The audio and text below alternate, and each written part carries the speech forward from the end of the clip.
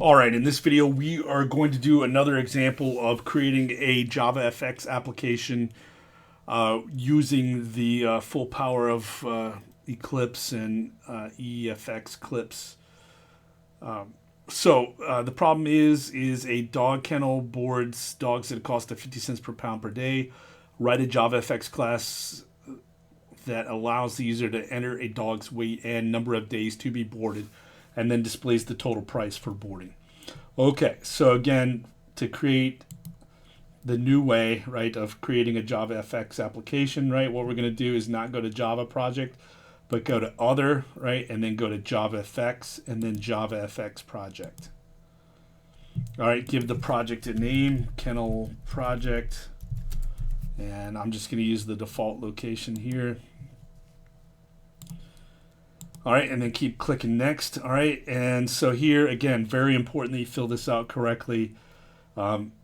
Choose desktop and then put the package name. I'm just going to keep it as application. And then under language, choose FXML. And then choose your root component. For this one, I'm just going to use anchor pane. All right, and then I need to name the FXML file. So I'm going to call this Kennel FXML. And then the controller. That's Kennel controller. Then click finish. That's going to create the new project. Okay. So you have your main file. That's similar to the entire application file when we were just starting out.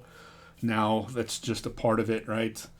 And then we'll have the FXML file, which basically contains the information about how the user interface is laid out. And then the controller, right, which is going to contain the code that's going to handle the events triggered by the user interface. Okay. All right. So first thing is we're going to lay this out in Scene Builder, right? So right click, open with Scene Builder. And that'll pop up the Scene Builder application. All right, and you can see here the issue is that it's blank, right? And so what you need to do is highlight the root component over here, which is the anchor pane, and then go under layout and then change the preferred width, I think 400, 600, or whatever you want to set it to is fine. Oops, I don't want that. I want it the other way around, 600 by 400.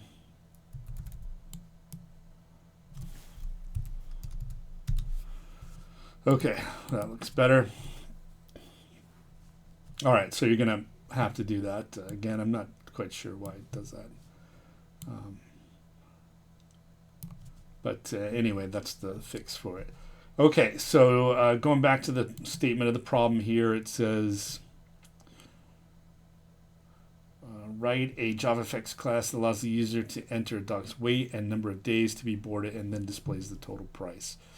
Okay, so I'm just going to do that with 3 labels. So I'm going to go over here to controls, pick label, another label, and another label here. And I guess I need to space that out a little bit better.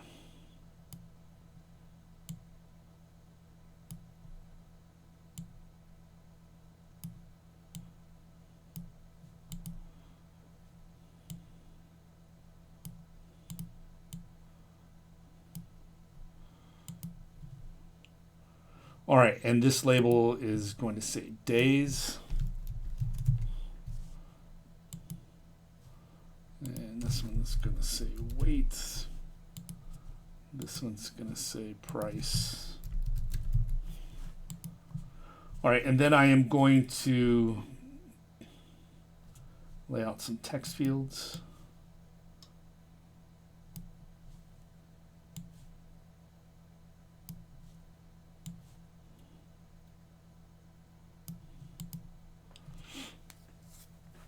All right, and on these text fields, I am going to, for each of these, I'm going to give an FX ID. So I'm just going to call this one days field.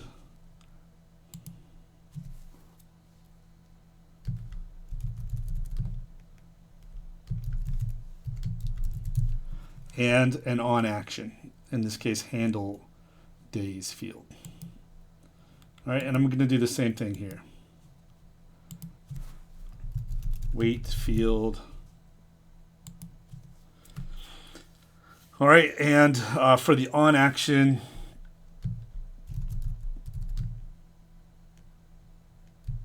I'm just going to put handled wait field.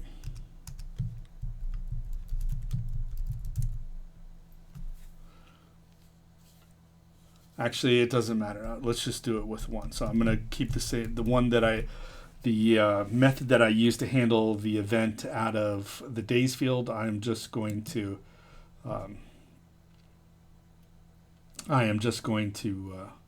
use that same method here on this one to do that. I could use separate ones if I wanted to. And then lastly, on the price, I'm just going to call this one price field, and I'm not going to add an on action. I'm just going to use this for display purposes. So I don't really want anything to happen when the user presses enter inside of this text field.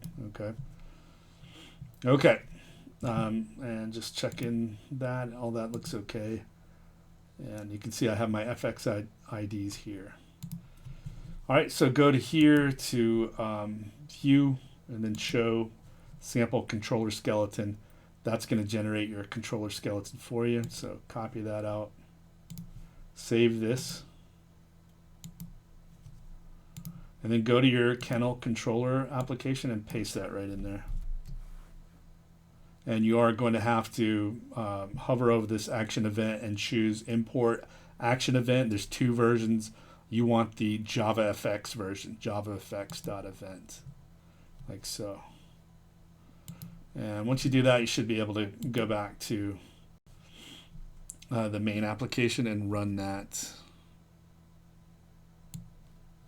All right, here I'm getting a blank, so something's not quite right. I'm going to close that out.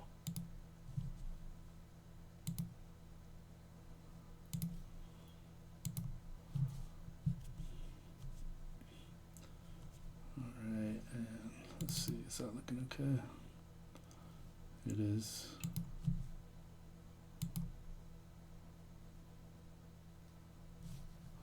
All right, there we go. That looks better. Again, I forgot, it's not displaying quite right, so I need to go back and change this to 600 back in the main application, right? Because I laid it out in the scene builder as 400, 600. And so I need to go back and make this match in the main application when you create that scene object. So, all right. So now when it runs, it looks good. Okay.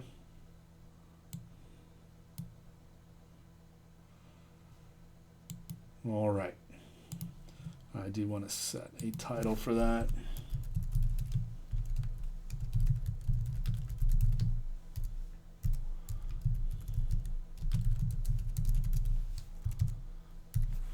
Okay.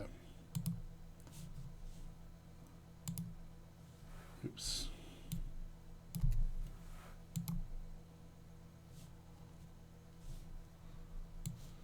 All right, so there we go. Okay, so next up, right, we're going to go into the controller and start adding our code. When we run this now, right, nothing happens.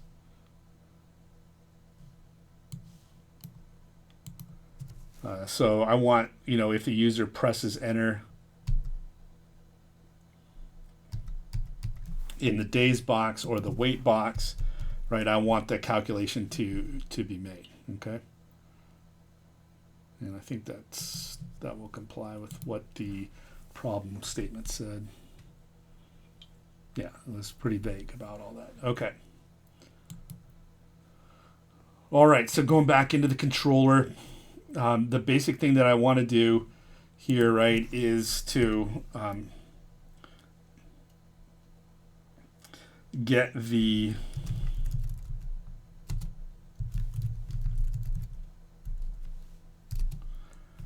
when the user presses enter in either one of the field or the weight text fields, or the days or weight text fields, what I want to do is get those values out.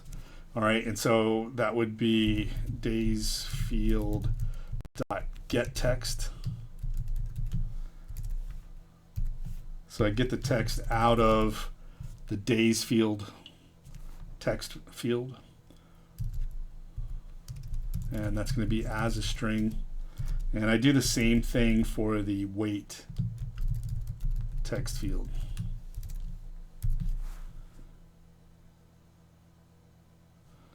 All right, next up I am going to do the conversion. So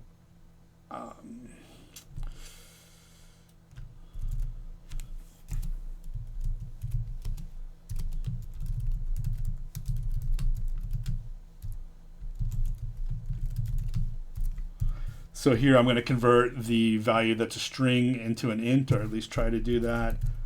And let's say for a weight, that would be a double. So double weight.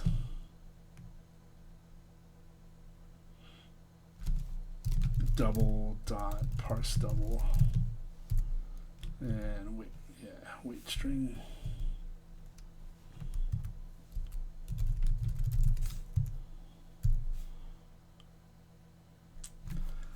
Okay, and once I do that, then double price is 0.50 times days times weight, right? It's 50 cents per pound per day. All right, calculate that out, and then set. So that'll calculate the price, and then what I want to do is put that in the price field, okay, the price. So I would do price field dot set text, and then string dot format,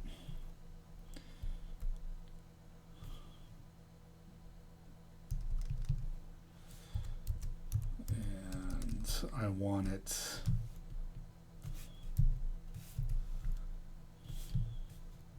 %.2f and the price. Okay, so get the value that the user entered from the days field, get the value that the user entered from the weight field, convert those over, right, to ints and doubles, calculate the price, and then put that price in the price text field. Okay, so let's take a look at that and see how it goes. All right, let's say 5 days and 10 pounds. So that would be 25 bucks, right? 50 cents. 5 times 10 is 50, and then 50 cents times that, right, would be 25 bucks. All right, so that looks good so far. All right, the big issue, right, the issue that we haven't handled yet and that we need to start dealing with now is the fact that the user can come in here and type in some letters. You can see that's going to cause all these issues, all these exceptions, right, to be generated. Okay. All right. And so what we need to do is to add some try and catch block code in there in order to do that. So in order to take care of that issue. All right. So that's what we'll do next. All right. So let's do that. Okay, so the issue is coming up over here in the controller, right, where we make these conversions. That's where the problem's happening, right here and here. Okay, so we're going to add that code into a try and catch block. This code right here.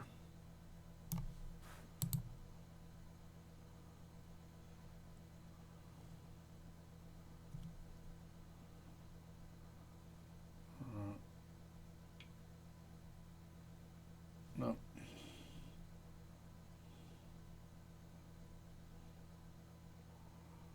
I forget how to do that. So we'll just do it by hand. So try. And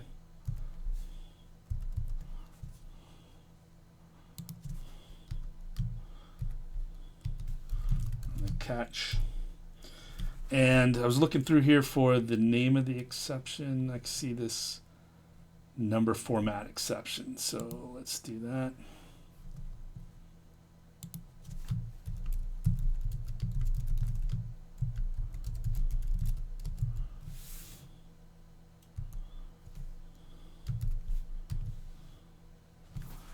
Okay, so what we want to do is to create an alert, right, that shows a message to the user that there was some invalid input. Okay, so I'm going to create a new alert object, and to do that, all you need to do is to call the constructor, and inside of the constructor, the argument needs to be the type of alert that you want to give. In this case, just a warning. So it's alert type warning. All right, so you can see that there's some issues, right, with this. What I want to do is import alert to fix that. JavaFX.scene.control, import that. And then I'm going to have to do the same thing for alert type as well. So if I hover over that error, you can see it says import alert type javafx.scene.control.alert, and that's the one that I want to import. Okay. And then for the alert, you can set different parts to it. On this one, I'm just going to say invalid numeric value.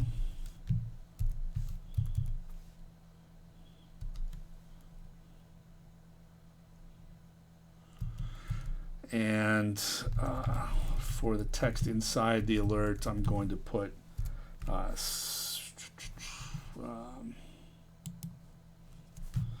just going to take the easy way out and say one of the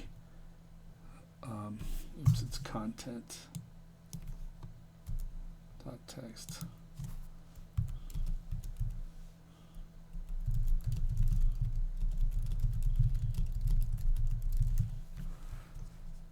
So it would probably be better if I figured out which one of these values was incorrect, the days or the weight, but we're just going to handle it this way.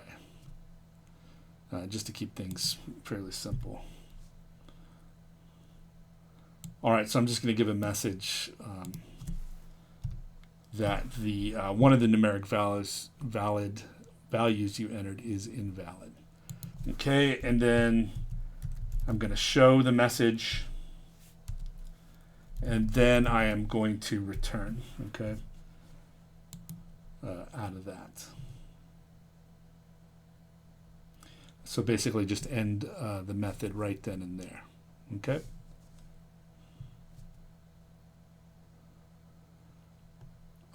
And so so this part up here, these two lines, they do not need to be in the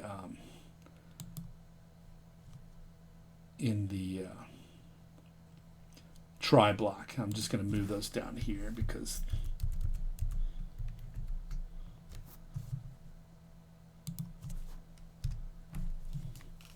and that's why I have that return there. If we didn't have the return, right, what would end up happening is that it would go ahead and try to calculate double, right, based on the days and or the price based on the days and the weight, even if they had invalid values. But we don't want to do that. If the user enters something invalid here, then we don't want to make this calculation or display this. Okay. So you see, I have that error again here, days and weight. The trouble is now that I move those inside the block, then they're out of scope, right? So I need to declare those before I go into the try block, and then remove these the types, because these variables have already been defined. All right, that looks pretty good. Let's see if that gets us what we want.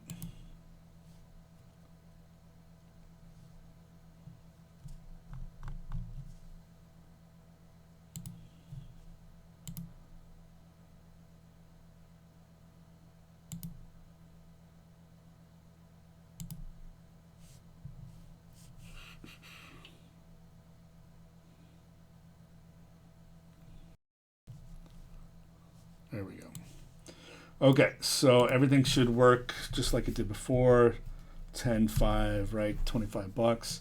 And now if I type some letters in there, right, you can see that, oops, I have a couple of instances running here. It pops up this alert, invalid numeric value. Okay, so if I fix this,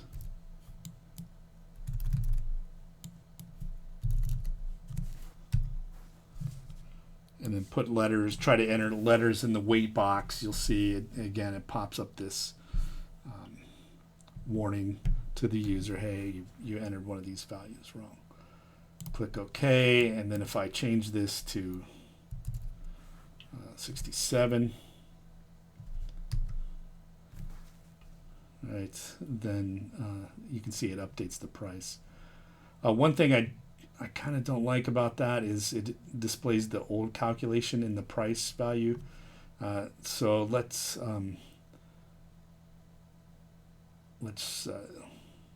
get rid of make a change to do that. And so back in my controller, what I can do is just go ahead and clear out the price text field. So if I do price field dot, oops, that's a totally wrong place.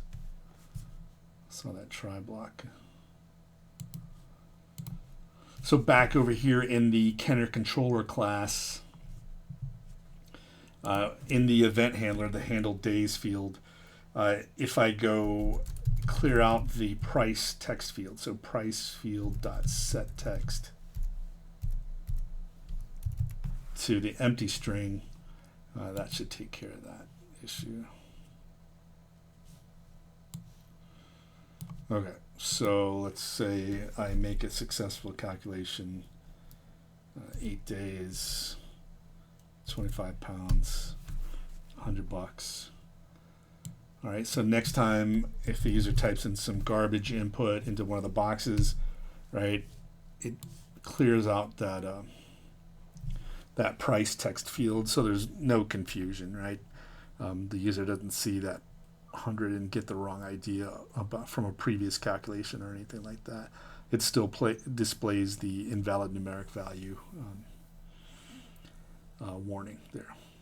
Okay, all right, and that is it on this one.